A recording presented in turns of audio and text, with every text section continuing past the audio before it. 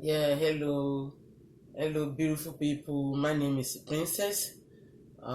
This is Yoruba American comedy. It's all about counseling, advert, culture, and broadcasting news. Yes, tonight I have a quick show for everyone in Yoruba land. Yeah, Yoruba ni mo fẹ́ sọ torí pé ètò yìí wà fún Yorùbá, ó dẹ̀ wà fún òyìnbó. A máa ń túmọ̀ Yorùbá sí òyìnbó, a máa ń túmọ̀ òyìnbó sí Yorùbá torí àwọn bàbá wa kọ̀ọ̀kan tí wọ́n mọ nǹkan tó ń lọ jákèjádò la fi máa ń gbé sílẹ̀. Àti wípé ẹni tó bá ní ìrònú bóyá ọkọ ẹ̀ bá jà ni o tàbí òun náà bá ọkọ jà ni o tó ń ronú ò nídìí láti parẹ́, ilé ayé ìdójú pé kò parẹ́ lọ. Ṣàròrà bá mi gbé Yorùbá comedy sí kó máa fine.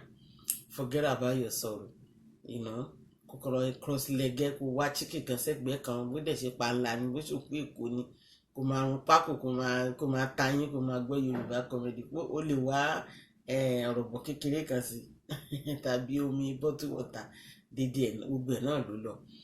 Lálẹ́ nǹkan tó fẹ́ fi tó yín létí náà ni mò ń sọ fún yín. Ẹ jọ̀ọ́ ẹ bá mi subscribe, hit the notification button down there below. Mo dúpẹ́ lọ́wọ́ gbogbo ẹ̀yin tẹ́ ti ń bá wa fọwọ́ sí, à ń rí kọ́mẹ́ǹtì yín a dẹ̀ ń dá padà, kò tí ì tó ètò bá wa máa bá wa fọwọ́ sí lọ. Ẹ máa bá wa subscribe, kẹ́ máa like, kẹ́ máa view ọwọ́ tẹ́ fi ń ṣe kò ní rọ o, ojú tẹ́ fi ń wò mí kò ní fọ́ o, etí tẹ́ fi ń gbọ́ mi kò ní dí o. Láyọ̀ lẹ máa wà, láyọ̀ náà la máa bá yín lágbára wa lájọ máa ṣàmọ́dún. Kò sẹ́ni tó máa pẹ̀ nínú wa lórúkọ Jésù, àtàwọn ọmọ wa o, àtọkọ wa o, àti ìyàwó wa, gbogbo wa lórúkọ Jésù àjọ máa ṣàmọ́dún ni.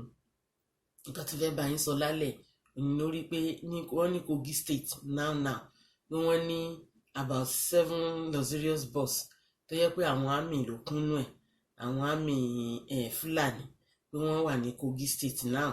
Wọ́n dẹ̀ wá mọ nǹkan tán wá ṣe and government did not inform them that maybe someone wọ́n wá láti wá protect, Everybody was confused and they were so scared. So that is why they send all this information out for everyone around and Karo Jire, so that everybody can be ready. Please don't sleep. Wake up. Get up. Fetí lẹ́yìn ilẹ̀kùn tó bá tilẹ̀kùn ẹgbẹ̀ngbẹ̀ng tán má sùn gbọ́ra ò torí Ọlọ́run.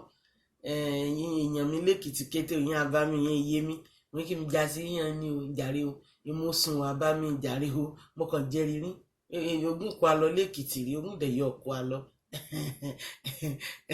Mo jẹ́rìí yín gan ni ọkàn mi balẹ̀ dígbídígbí. Mo ní kí n máa fún yín lọ́wọ́ ní ẹjọ́ tètè dìde ẹ má sùn ìmọ̀sùn kí n bá lọ sóko ìmọ̀ gbàgbéra o kí n ti mọ̀ bí anything ni yóò rí lójú ọ̀nà. Kẹ múra bí ọdẹ ṣe ń múra tán ti ń lọ sínú oko bí wọ́n ṣe ń lọ sínú ìgbẹ́ lálẹ́. Ẹ̀yin tẹ̀dẹ̀ wá lé náà ẹ tilẹ̀kùn yín gbẹ̀ngbẹ̀ng kẹmí tí lẹ́yìn ikú bẹ́ẹ̀ bá rán wọn lọ sómi ẹ tètè wọ́n mú yẹn lọ lásìkò. Anywhere please just be attentively, alright? And Ọlọ́run á dẹ̀ wà pẹ̀lú gbogbo wa. Àní bógun lógun òní kó wa lọ lágbára Ọlọ́run.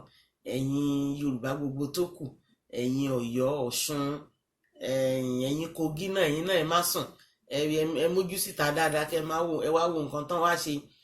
Ẹ̀yin Oǹdó, ẹ̀yin Benin pátápátá, Kwara, Ìkìrun, Òṣogbo, Iléṣà, Ilé-Ifẹ̀, gbogbo Ìbàdàn, Ìbàdàn náà wà ń bẹ, Lagos State, ẹ má sùn ẹ jọ̀ọ́ o, ẹ dìde o, ẹ̀yin mídẹ̀mídẹ̀, àsìkò mídẹ̀mídẹ̀ kọ́lé iléèwé ẹ̀fẹ̀ tí sẹ́yìn lẹ́kọ̀ọ́.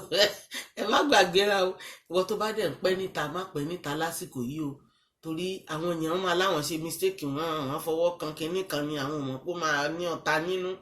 Ẹ jọ̀ọ́ àní kúkú gífà o, ẹ tètè kẹ wọnú ilé yín lásìkò kẹ máa ṣọ́ nǹkan tó máa bá yín lẹ́nu ọ̀nà yín. Òun ni mo ní kí n sọ fún yín quick show lélẹ̀. So ẹ bá wa fọwọ́ sí, ẹ bá wa subscribe, ẹ bá wa like. Inú mi dùn bẹ́ẹ̀ ṣe ń like ẹ̀yin. I so much love it and I love you all. Thank you. Until when I have another news again, then I'll talk to you. Bye.